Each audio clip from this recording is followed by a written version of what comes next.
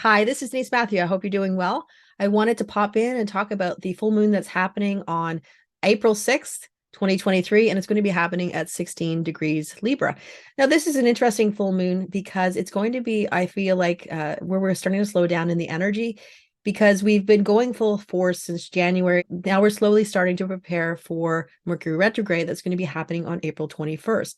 So when we're slowing down, it is the time to reconfigure and decide where you've been, where you want to go, and really look at where you've gone so far as the year has progressed. Because a lot of times we start really fast and furious, and then as we go, we start to lose that momentum, or sometimes you feel like you need to start shifting things up. And I think that this is bringing this energy, especially with this full moon, and even especially with Mars, because it's going to be in the gate 52. Mars will be in the energy of the gate 52 from April 2nd to April 12th. So this is bringing this sense of stillness. Now, Mars doesn't always like to be in this energy, so it makes sense that it might be difficult to sit down and settle into some kind of level of stillness. If you actually do allow yourself to do it, it can be in your favor, because this is the other side of the 952 channel, powerful format energy. The 9 is the collecting all the details. When we get to the 52, it really is this idea of looking at all the details as an entity. I oftentimes say it's like having a collage, and you have all these pictures and you put them together and you make a collage. And this is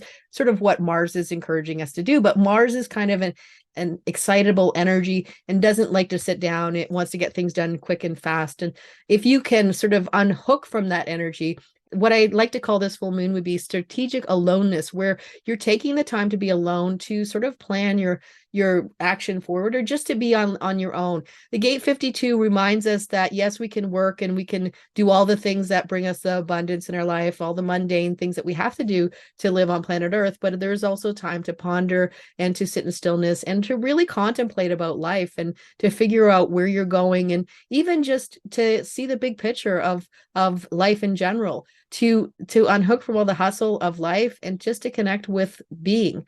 And this is what Mars is encouraging us to do. And the full moon is happening in the gate 57. So we have the moon and we also have the earth in the gate 57. And it's in the gate 57 line too. And I really like this energy, because what it basically is telling us that we are all gifted with this kind of inside track for our own intuition, those little things that we just have this knowing about. We can't explain it because it isn't logical energy, but we have this knowing about, okay, if this happens, or I better slow down because I think that, there's going to be a traffic jam ahead, so I better slow down. And you just automatically start to slow down, and then you realize, oh, there is a traffic jam ahead. Now, there's no way you can prove it other than something told you. And a lot of times this is connecting with our body, the sensations of our body, the energy that our body is giving us, because it's always giving us this energy. And I've talked about this a lot. I mean, this is the main theory of human design, is that the more we get in contact with our body, it will lead us to our true destiny. That's what strategy and authority is. And then we have our mind, which is our outer authority, which is really for other people, to share our awareness with other people, our information, and those types of things. And as much as we're sharing our outer authority with other people, we are receiving other people's outer authority. And when we do that, we're getting the information that we need to progress our life forward. So if you have the outer authority, you also have your strategy and authority. You have this destination where you can get on the trajectory of your life, your destiny, and your life purpose. And this is really what this energy is talking about. But this is adding in this into intuitive perspective of, is that correct for you? Is your body telling you something? And this is saying, okay, you have this intuition, that little thing that just shows up, that tells you something, and it's asking you to pay attention to it because it does have your best interest in hand. So the gate 57 is an awareness gate from the spleen. So these little things that we sort of know intuitively, they come in a quick hit and they don't come again. And that's why getting in touch with this energy is very beneficial to you, because then you know how it works for you, especially if you're emotionally defined, because a lot of times the emotional wave can easily overpower, or I would say not even overpower, because that would probably be the wrong word, to have another layer over this intuition. So it's easier for you to let your emotions instead of your intuition guide you. But this full moon is saying, use your intuition because it can guide you forward. So it is really kind of bring a culmination to say, you've come this far from January on, and using your intuition to help you decide what is working, what isn't. If we look at the sun, because the sun is going to be in opposition to the moon, and we usually look at it anyhow, the sun is going to be in the gate 51 line 2, and this is talking about withdrawal. The thing about the gate 51 is it is part of the channel of initiation. This links into the gate 25. So if you have a hanging gate 25 or even the full channel 2551, you can feel this more impactfully, and it might give you some energy that is sort of about awakening and opening your eyes to something that you hadn't seen before. And also Jupiter's going to be in this energy. Now, ultimately, we all can feel this energy. So it's not exclusive to only people who have the gate 25 or the gate 51. We can all feel into this energy because we are, as I always say, in the global aura. So all the people that are around us have different energies, and we can link in and tap into that energy, especially if we have something open. But basically what this is saying is that because it is connected to the ego or the will center, it can be about this idea of wanting to prove ourselves in some way, to the point where we might stay longer at something than we're supposed to, and maybe it's better to retreat, and maybe it's better to, as it says, withdraw. But instead of doing that, we feel like, oh well, we can continue to do it and we might win whatever that is, whatever that winning is.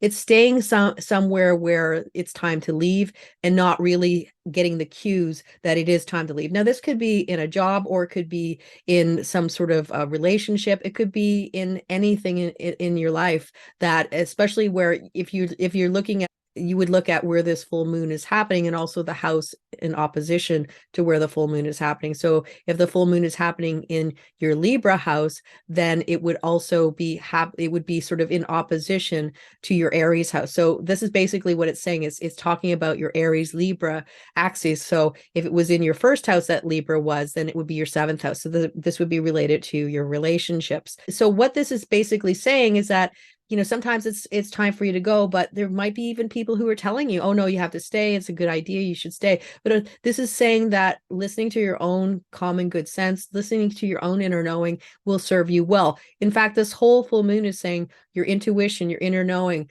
that thing that gives you the heads up about certain life events or certain parts of your life that just kind of guides you where you're meant to go, that if you don't override it with your mind, it can really give you some benefits, is basically in high gear for this full moon, and it's asking you to use that information.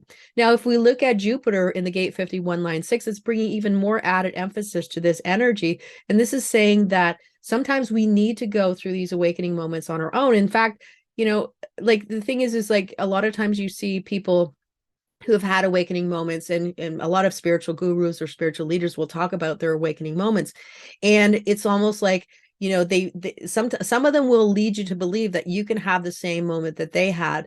But what this energy says is no, every moment of transcendence that we are gifted, if we are gifted, is something that comes uniquely for each one of us, and it's going to look different for all of us. Just sitting in your car at the drive-through waiting for a coffee, and you have this moment of clarity. It could be just walking down the street, same street you've walked down 100 times, and one day you're walking and you see a tree in a certain way, and it gives you clarity about something. This is a transcendence we're talking about. And when you have those awakening moments where it shifts something within you, you can't go back to where you used to be because you are looking at the world through a different lens. You can share it with people in one way, but it is part of you. So it's almost difficult to do that. It's difficult to truly express how it feels for you, because everybody has their own individual way of filtering all the energy that is all around us, and your body graph and who you are as an individual. So allowing this energy, if you do have this moment of awakening, this moment of clarity, this moment of, wow, this is what I'm seeing now, and I'm going to shift my life because I see something new, and I just can't go back to the old chapter that I was always in up until this moment. You can kind of try and explain it to people, but they probably won't get it, and that's okay. This says if you have those moments of initiation, if you have those moments where things just kind of shift on their axes, they are your moments to enjoy, because a lot of these moments can come with a bit of bumps in the road. They can come with some level of difficulty or you have to work to get the energy. Sometimes that will happen. To get these moments of clarity, sometimes you have to go through tough parts of life. I'm not saying that this is going to happen, but sometimes that's the way we learn things. I know that, we always want to learn from the good things in our lives, and generally we don't generally learn much from the really positive parts of our life. I mean, yes, there are the gifted people who will do that, but a lot of us learn from the trials that we've had. And when we have a trial, we can shift and change, but having to explain it to other people may not be part of what you can do. And this is energy saying that, yeah, if you are shifting and changing, if you are looking at the world in a different way, if you are moving in a different direction, as we go closer to Uranus going to be moving out of the gate 2 altogether in the beginning of May, this is saying that it's time, if we really want to make a change, to lock in the coordinates of our life forward and our path, and to use all the information that Uranus has given us as we moved through the most of 2022, through a big chunk of 2022, and for all of 2023 up until now. So this is getting the clarity. This is sitting in stillness. This is removing yourself from the hustle to get ideas about really what is the big picture. How much further along are you than you used to be? And I think that a lot of times when we're rushing forward, we don't see all the ways we're getting closer to our destiny. We don't see all the ways we are growing each day. Every single step is a step in one way or another in the right direction. There is no better quote than the journey of 1,000 miles begins with one step, and every step that you take is building. And Mars in the gate 52 is reminding us of that with this full moon. And one more thing is, because this full moon may be pushing us to want to be alone, to unhook from everything around us, to just kind of go in our own space and connect with our intuition and, what is true for us. The other perspective is people might be asking for more, because we do have the nodes, the North Node in the gate 27 line 3, and this is called greed. And the greed is not something that is nefarious. It never is. It really is this idea of sometimes people are asking for more than they want to give. And if that's the case, then you have the opportunity to decide that maybe I don't want to give as much as I've been giving. Maybe I want to take some energy for myself. And as we move forward and closer to the retrograde, which is going to be happening on April 21st, that is going to be a theme of self-care and self-preservation and really balancing your energy. So you are giving, which is fine, but you're also receiving. So with that said, I hope you have a beautiful full moon, and I will be back again soon. Until then, take care and bye for now.